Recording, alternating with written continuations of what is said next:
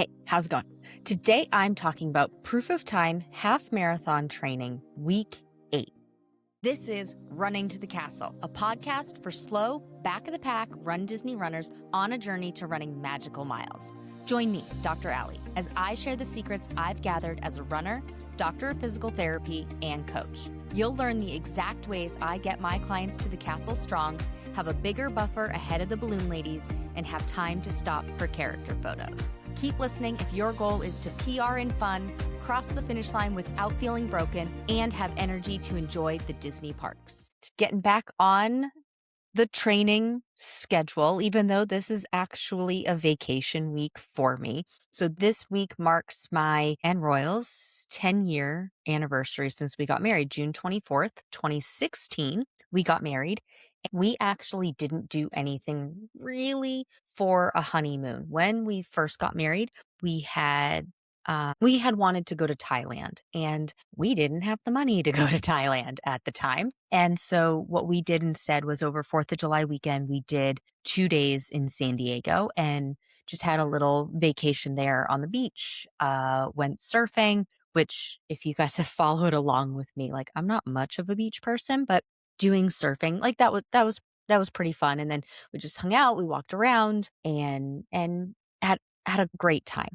But the plan was do 2 days, maybe 3 days over that weekend for we called it a mini moon, little honeymoon. But the plan was save up money and go to Thailand. Things changed. So when we moved to Las Vegas in 2016, at that time, Royal had gotten a job working on the JLo residency here in Vegas. If you don't know, we call it his past life because now he owns and operates a chemical manufacturing company. The main product stabilizes dirt roads for dirt road construction. It makes the road hard like asphalt or cement, but you use the clay-based soil that you have. So it's used in rural countries, rural areas of the country, of the United States, parks, recreation areas where people don't have stable roads to be able to traverse. So that's what he does now. But before, he was in the entertainment industry and he designed the mechanical and electrical components to control systems that made things or people move across the stage or fly across the stage. So if you ever saw the JLo residency show, he designed the mechanisms, the electrical and mechanical components for the things that moved across the stage. So she had the dress, that's what it was called. Backstage, it was the dress.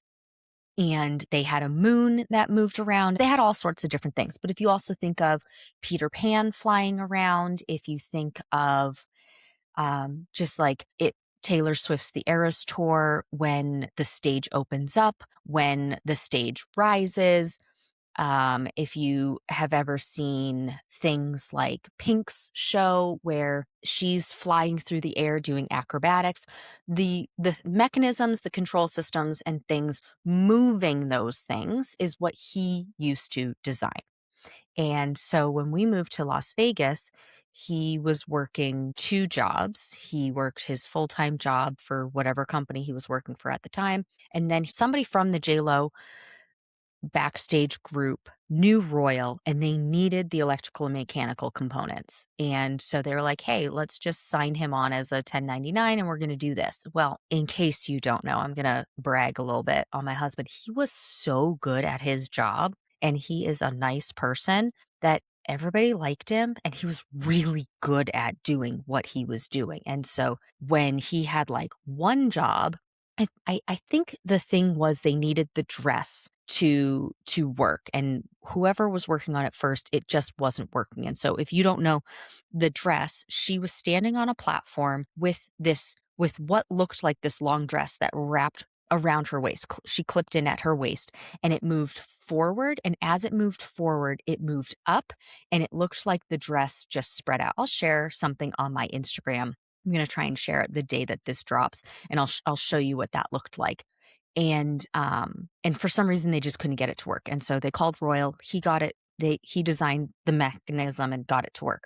Well, everything always breaks. And so they were like, you know what? Can you just like stay on for this?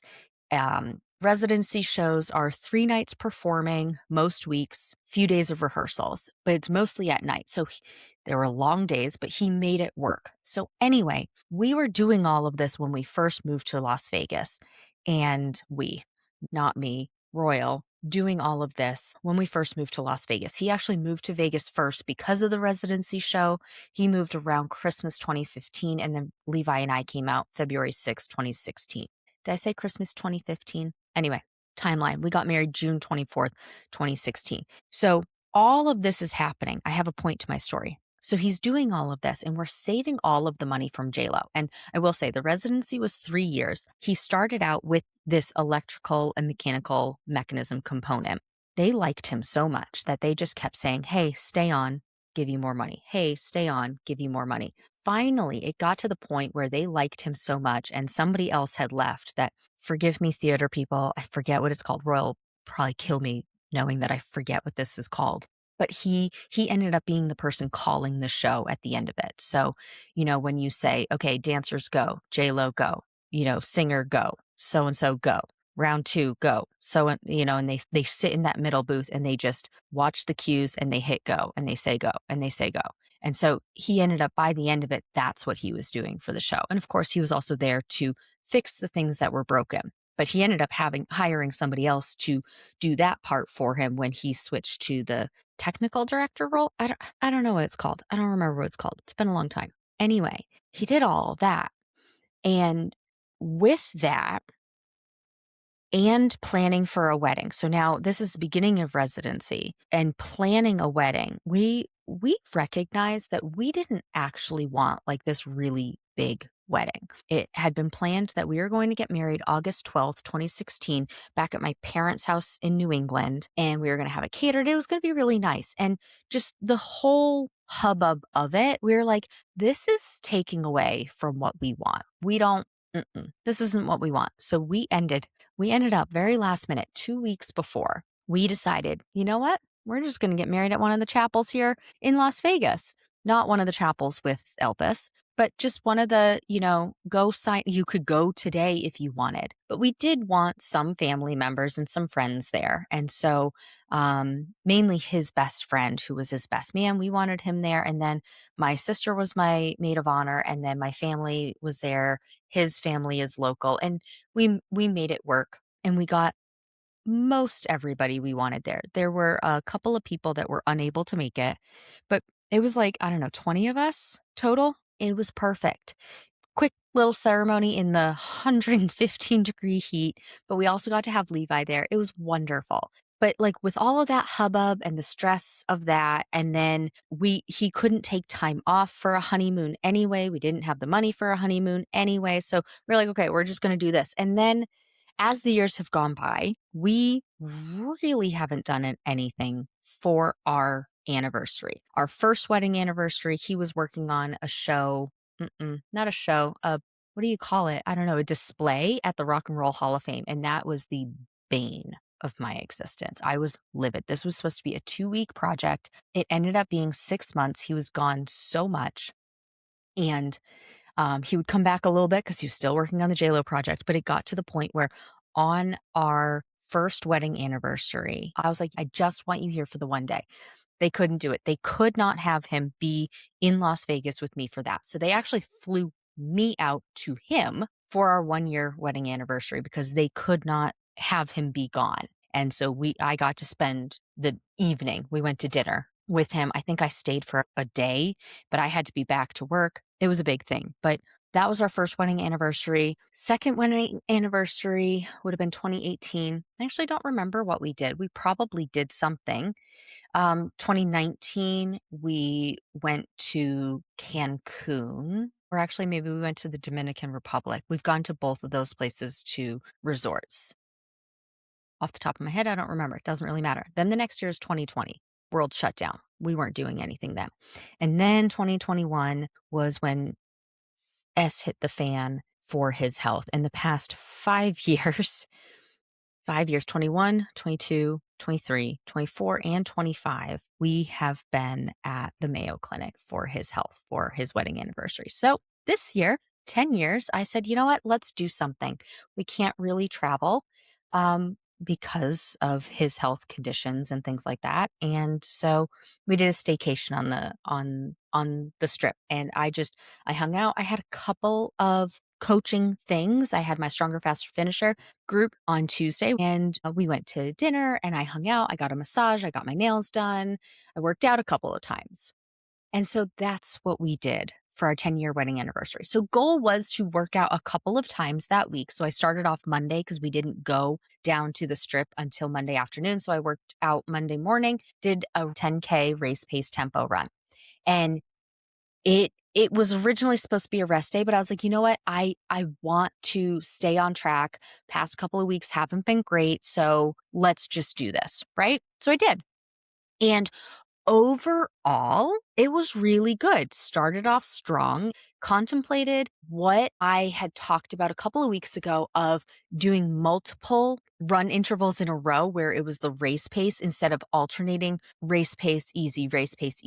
But I held back because I hadn't done the math for it yet. I didn't know how many times in a row I should do race pace and to make it get to where I wanted to go. Because really what I was thinking was, well, maybe I will just get up to race pace for a 45-minute tempo run, or maybe I'll get up to race pace for a 60-minute tempo run and do it that way. And I hadn't done all the math, and I'm so glad I waited to do the math because it makes more sense to get up to all race pace in a 45-minute tempo run than it is to get up to 60 minutes of a tempo run and then get up to race pace. It actually will take me so much longer. If you want, I can talk about that in a completely different episode on the difference between it.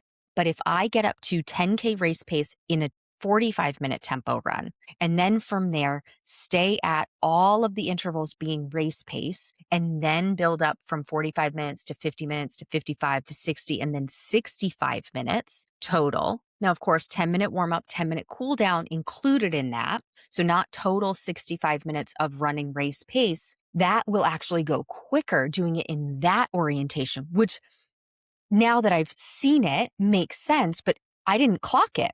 That I did not think of it that way at first. So this is why I recommend, like, let's look at it first instead of just willy-nilly try something out. Plan it out and see what the math actually shows that we should be doing. So glad I waited on that. I was really nervous about this morning in general that I'm doing this run, not because of the run that I did, because it was a lot going on. I still needed to pack. We had, the dog sitter coming. We had a car, like, Uber, whatever coming. And I needed to return a few items. The return window was coming up. And it just was like one of those days where it's like a lot is going on. And I just was nervous. And so that made my heart rate go up already, but I got it done. And I also had been feeling like, oh, I haven't been making any strength progress lately. And one of the things I had to return because it was damaged and we needed it fixed was this coffee maker. If you haven't heard, I am a coffee snob. And because we need decaf and caffeinated beans, we have this really fancy coffee maker. And we just upgraded because our old one finally kicked the bucket. We had it for years. We had bought it refurbished. It finally kicked the bucket. And now this brand new one from the get-go didn't work. And so right away we started troubleshooting, calling them, and they were like, just send it in and we're going to look at it. We're going to fix it and figure this out.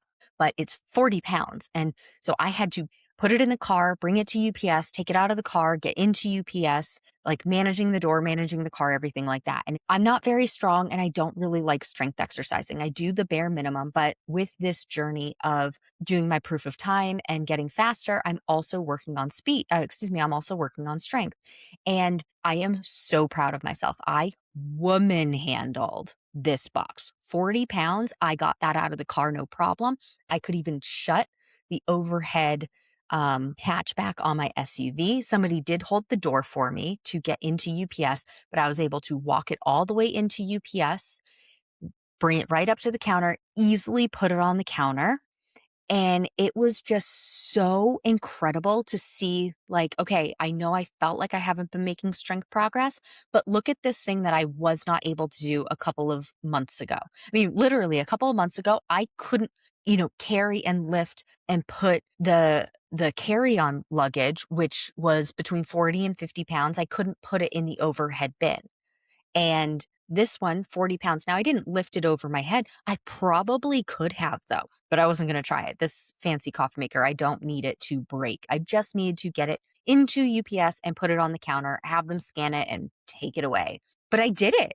It was a nice way to see, like, without looking at numbers of how much weight I can lift, this one instance of something, a real life example. I hadn't been able to do it before. And look at me now. Look at what I'm doing. And it was incredible.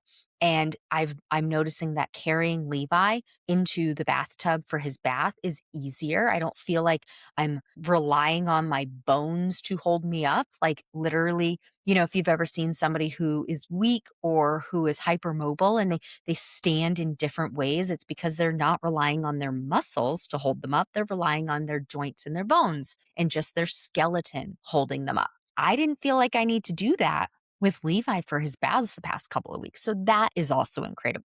It just was such a good feeling.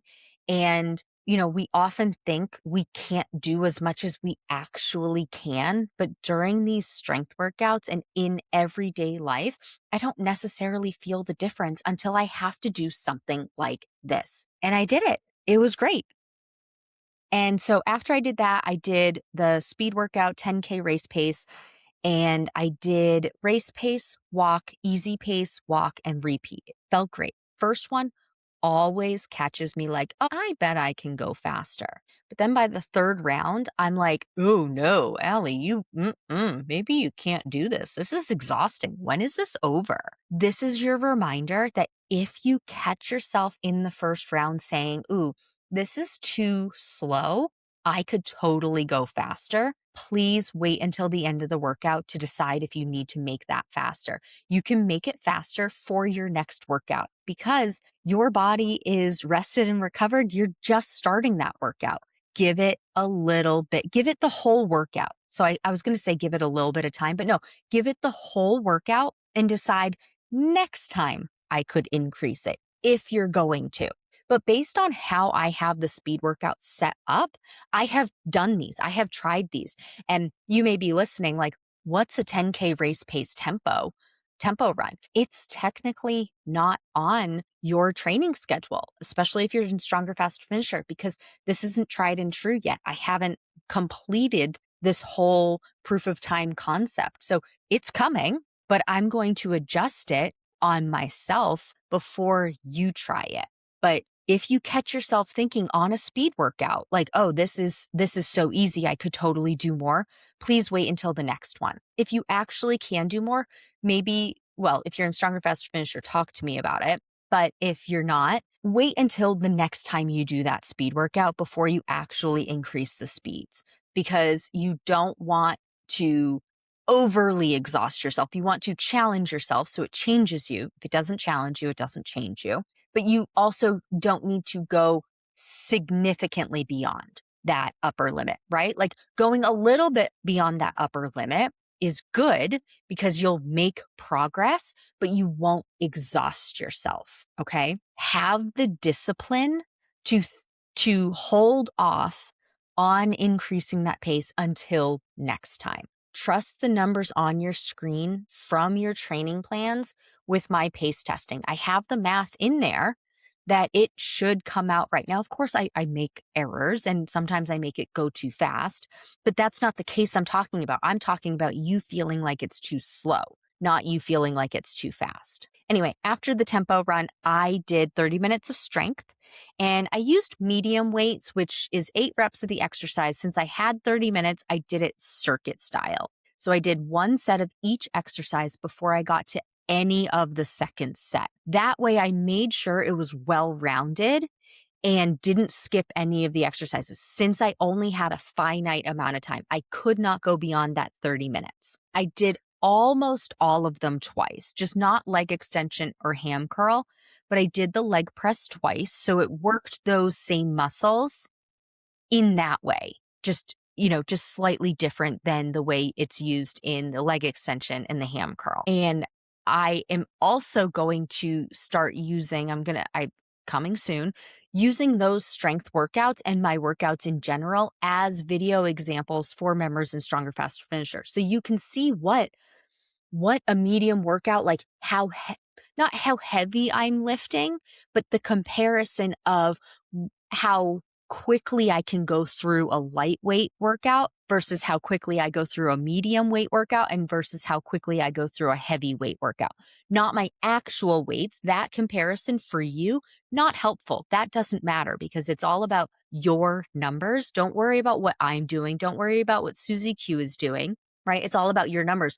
But you can see a very distinct difference in how quickly I go through a set of 10 to 15 repetitions, how quickly I can get through a rest period for these light weights, and then how quickly or not quickly I go through with medium weights, how long I need to rest, and then how quickly or not quickly, heavy on the not quickly, I go through a heavy weight workout and how long I need to rest for my muscles to re-energize. So that's coming soon. The next day I did a cross training workout and I'm very frustrated because I typed out this whole thing about how the cross training went and then I used Google Sheets and I didn't have it marked as available offline and I wasn't connected to Wi-Fi and I actually typed it out on my iPad.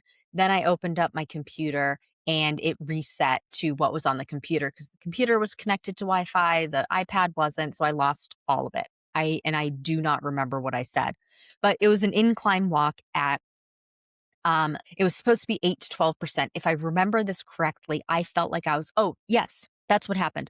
I felt like I was going to fall off. I actually chose a 7% incline and I was answering Voxer messages at the same time. And I actually had to slow my pace way down and I didn't go as high on the incline because I felt like I was going to fall off. So I actually had one hand holding on and I was reading through Voxer messages and then typing out quickly and doing that for my walk. And it was wild to me because I haven't been on a treadmill that I felt that way before. So my treadmill at home, my incline is okay.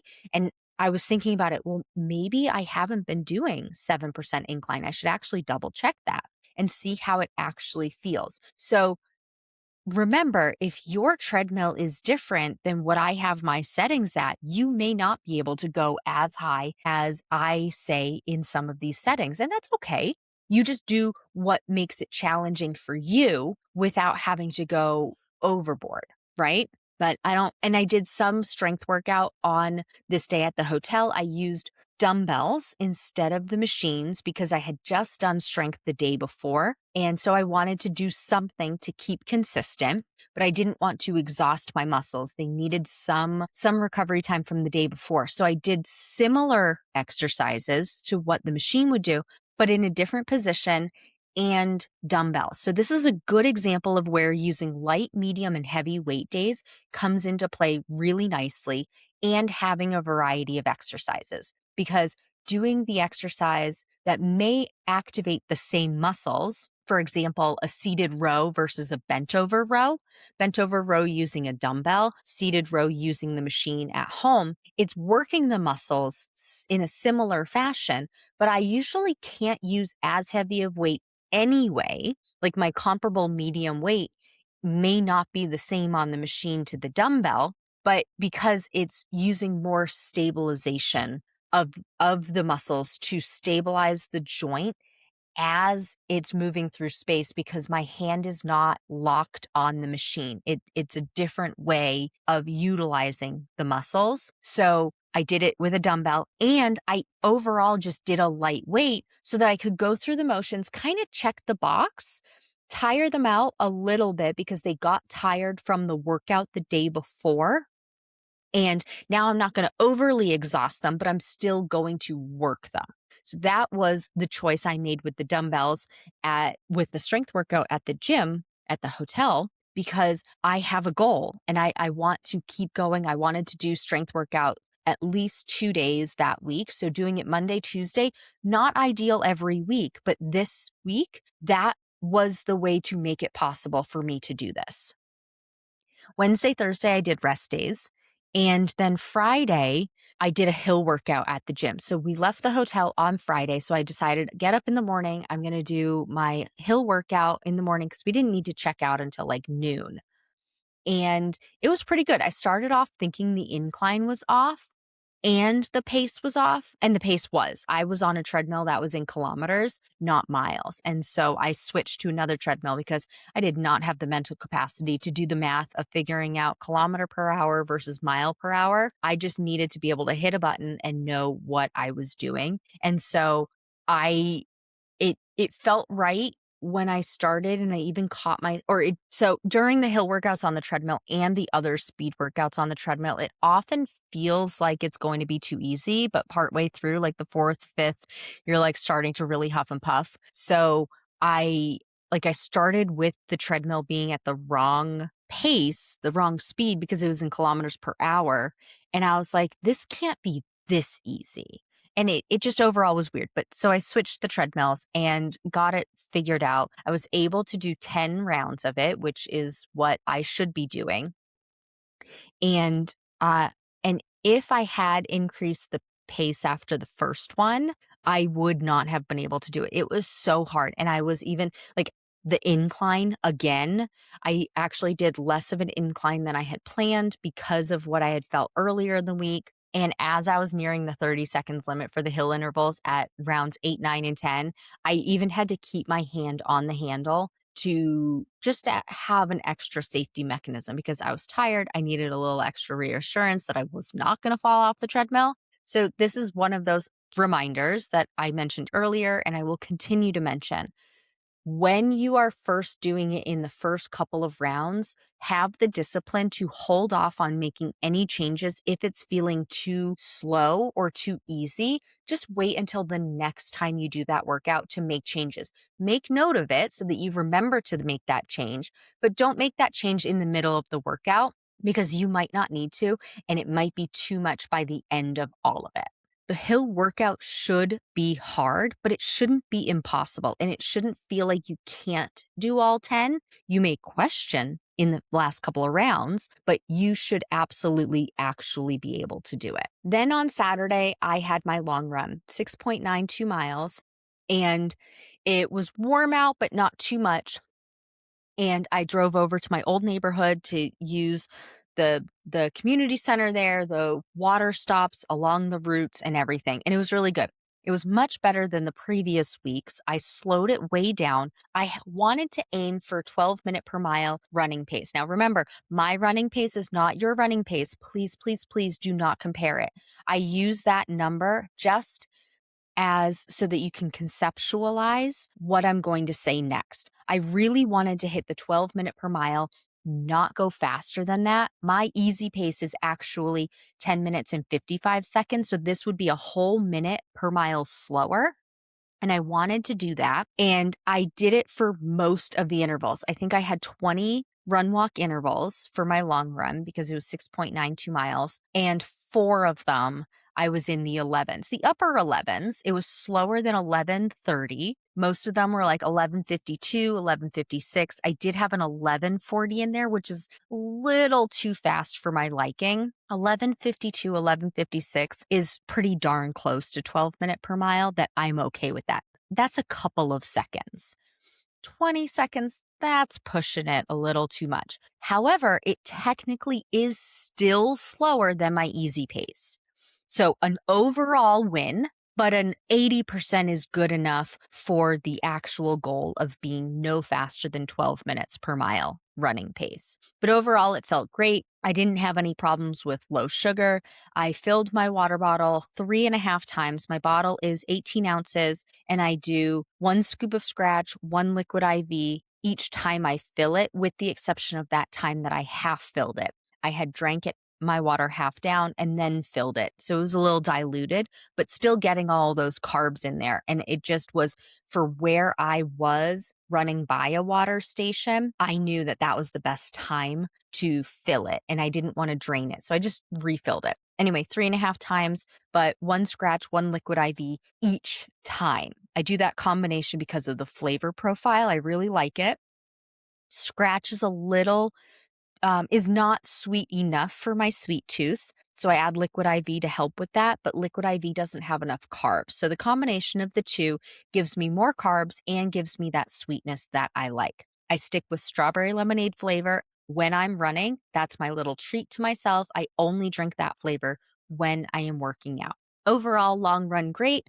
Took a nice long hot Epsom salt bath afterward. I had stretched, I had foam rolled and did all that. And I just stay in the hot Epsom salt bath as long as I want, actually, until I have to pee. That is my go-to of when I need to get out. I will literally drain the tub if it starts getting cool. I'll drain the tub, fill it back up with some hot water for as long as I want. And I sit in there. Maybe I have a Diet Coke. Maybe I have some seltzer. Maybe I have a Gatorade. Maybe I have my full water bottle. I will literally just keep hydrating as I'm in the tub. And then once it's time to get out, that's because I have to pee. And that's when I get out. And Royal joked around with me like, we're not going to see you all day because you're going to go for this 2-hour run and then you're going to be in the tub for another 2 hours. So when are we going to see you? We'll see you at dinner time. And it's a little running joke. But that's what my family knows happens on a long run day. It's the same thing every time. It's go out for the long run, eat something after, and stretch at the same time, come home, take a hot Epsom salt bath. And they know I'm gone for a couple of hours. And that's it. That is part of my running routine. We know that the long run is going to take me however many hours based on what I'm training for. And then also I'm going to take that hot Epsom salt bath. And, for me, we are very fortunate. It's me and my husband and Levi. And so I don't have children. I don't have small children for sure. But this may be a conversation that you need to have with your family about expectations about what long runs or workout days look like and make it a habit. So it's not a surprise when one random Saturday you're unavailable for 6 hours because you've consistently done it every single week. This is what mommy or daddy does on this day because they have a goal that they're working toward, right? And you make it consistent. Royal knows this is a goal that's really important to me. And he's so supportive of it, of like, okay, you're going to go run in the morning. Great. I'm just going to go work or I'm going to play video games or Levi and I are going to hang out and watch TV. Great. Perfect. You're going to be unavailable for 5 hours. Okay, no problem. This is a normal day for us. This happened to be on a Saturday. Normally my long run is a Friday, but I chose Saturday because I didn't want to do it on the treadmill at the hotel when I knew that Saturday was going to be cool enough I could do it outside. I actually wanted to do it on Sunday. However, Royal's dad, technically stepdad, his daughters were coming into town. They were coming in doing an RV trip. And so they were making their way through Las Vegas as they were going back home. So we were going to spend the afternoon on Sunday. And at the time of recording this, we did. And so I didn't want to go and run on Sunday morning and then not be able to do my hot Epsom salt bath, right? Because we just heard that's part of my long run routine. So I made it Saturday instead. I was going to do Sunday for the sole reason that Sunday was a little bit cooler here in Vegas, but I'm talking 4 degrees cooler. So at that amount for me personally, that's not a big deal. So I was like, okay, Saturday it is. So then I have all of Sunday to do whatever we need to surrounding family. And I did it. I made my workout work for me. I just needed to know a couple of days in advance. And I did. I think we knew by Thursday or Friday that we were going to go to their house for Sunday. We had talked about it the Sunday before at Father's Day and then confirmed it later in the week. And so I was very easily able to do my drop down of change my long run from originally Friday to Sunday and then from Sunday to Saturday. It updates on my calendar at the end of the day when I do that, which is great. So then it just pops up on my calendar and I was able to get my long run in and take my hot Epsom salt bath and spend the time with family on Sunday, which was wonderful. It was great to be able to do that. So overall, the week was great. We got to have a lovely anniversary week celebrating us for our 10-year wedding anniversary. And I had a goal of 4 cardio days. I did get 3, and I did get 2 strength days. So not 100%, but that's okay. I got 3 of the 4 cardio days, 75%. That's good enough. I shouldn't do that every single week, but I reorganized my week to fit my life, and I still made it so that I did the things that were part of the priority.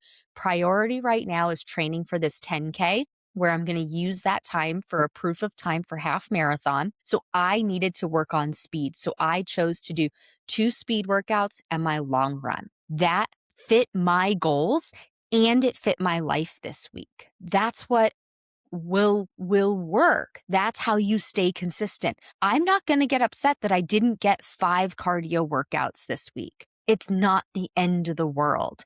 3 is awesome. 3 is awesome. And it meant that I got to spend time with people who usually aren't in town. And it meant I got to spend time with my husband to celebrate us. It's wonderful. And then I could move my long run around, which is perfectly acceptable. I recommend keeping your long run 5 to 7 days from your previous long run and before your next long run. So my previous week before, my long run was on Friday, so I could move it to Saturday. That's no problem. And then this week, my long run could have been Friday, the week that I'm recording this. It could have been Friday. I'm not making it Friday. I'm making it Saturday because of just how our life is going, and that's the way it's going to work.